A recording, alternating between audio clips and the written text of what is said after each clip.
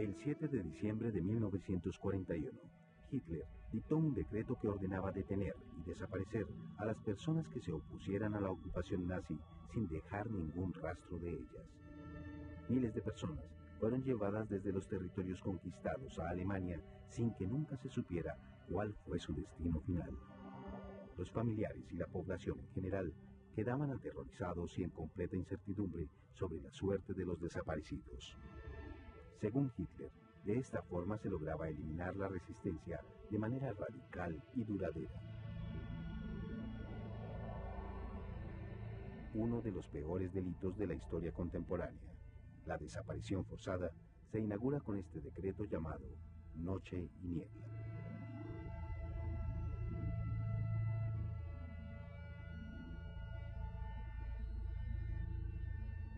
El fenómeno de la desaparición forzada comienza a tener trascendencia en el ámbito jurídico a partir de la Segunda Guerra Mundial y el enjuiciamiento en el Tribunal de Nuremberg a la política del nacionalsocialismo alemán. A partir de 1960, la desaparición forzada se multiplicó a lo largo y ancho del mundo. Desde entonces, en más de 70 países, miles de personas han sido detenidas y desaparecidas por la fuerza pública, organismos de inteligencia, organizaciones encubiertas de policía secreta y grupos paramilitares. La desaparición forzada es una práctica usada para intimidar o aterrorizar a una comunidad. Viola todos los derechos de la víctima, favorece la impunidad de los responsables e impide realizar acciones legales al no existir el cuerpo del delito. A raíz de la proliferación de casos por todo el mundo, parientes y allegados de las víctimas se han organizado para demandar información, justicia y la búsqueda de los cadáveres de sus desaparecidos. En Chile, por ejemplo, se creó la Agrupación de Familiares de Detenidos Desaparecidos y Ejecutados Políticos para esclarecer el paradero de los desaparecidos durante la dictadura militar de Augusto Pinochet. Desde los años 70 en Argentina, las madres y luego las abuelas de la Plaza de Mayo luchan por encontrar a sus hijos y nietos desaparecidos durante el gobierno de las juntas militares. Gracias a la denuncia y a la visibilización de esta tenebrosa práctica que han hecho organizaciones como estas, el mundo desarrolló instrumentos jurídicos para proteger a la humanidad frente a este delito. Entre ellos, la Convención Interamericana sobre Desaparición Forzada de Personas y la Convención Internacional para la Protección de todas las personas contra las desapariciones forzadas. Esas convenciones establecen la necesidad de que los gobiernos se comprometan a no tolerar, a no permitir, a no practicar y a no encubrir la desaparición forzada. Son obligaciones de carácter general que se tienen que desarrollar luego en la legislación de cada uno de los estados.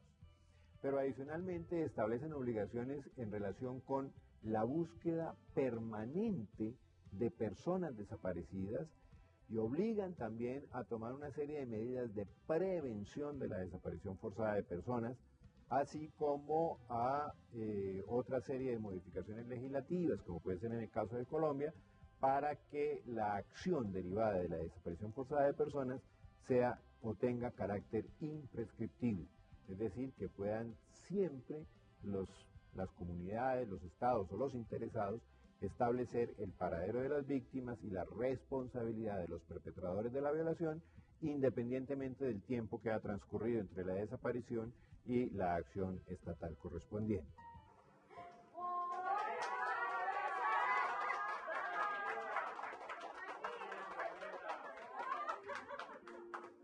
Bienvenida.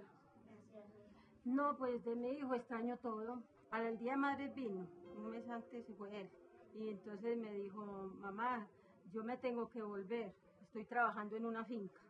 Y entonces yo le dije, ay no, no se vaya por allá, que usted me hace mucha falta y vea cómo lo veo de acabado. Dijo, mamá, es que si yo no me vuelvo, ustedes corren peligro.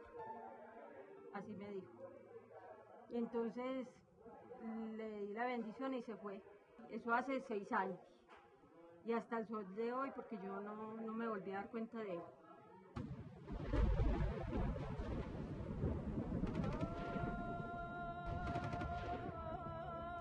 Lo torturaron y lo mataron. Quedamos sin familia en la zona. 6.000 niños huérfanos.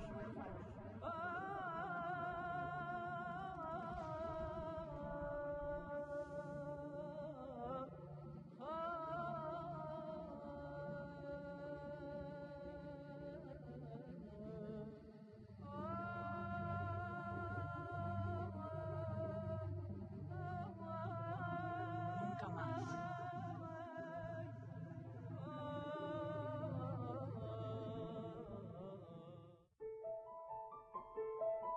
Colombia no ha sido ajena a la desaparición forzada. En el país han recurrido a esta atroz estrategia de guerra agentes del Estado y durante las últimas décadas los grupos armados ilegales, en especial los grupos paramilitares.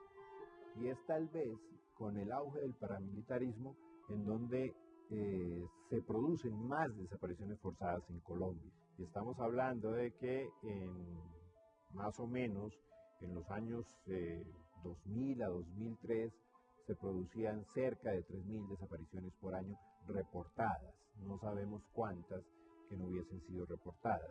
Empezaron a desaparecer mucha gente, sobre todo aquellos que tenían una simpatía con grupos guerrilleros en Colombia.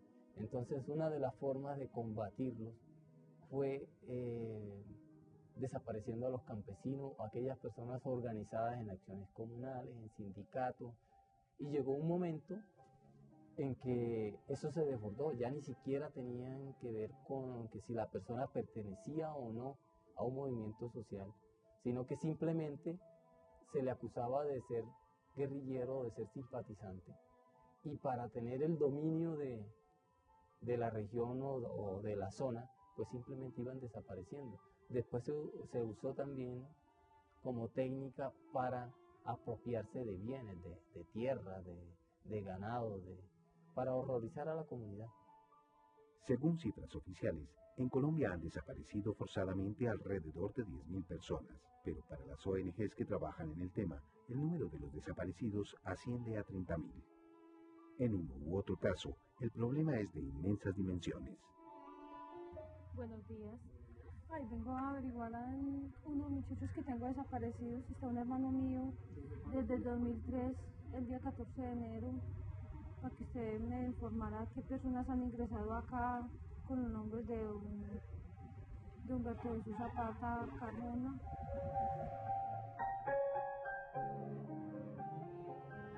Con el nombre no ha ingresado a ninguna sede del país de medicina legal. A ninguno sede. Con este nombre no ha ingresado. Entonces sería que verificáramos el álbum de fotografías a ver si está como en él. Sí, me hace el favor y me lo enseñas. Sigue, por favor.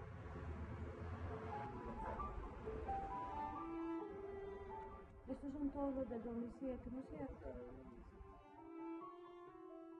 Miles de hombres y mujeres, adultos y niños, han sido sacados de sus casas, torturados, descuartizados, enterrados en fosas comunes, arrojados a los ríos o abandonados en inhóspitos parajes sin que sus familiares tengan conocimiento de su paradero ni puedan recuperar sus restos.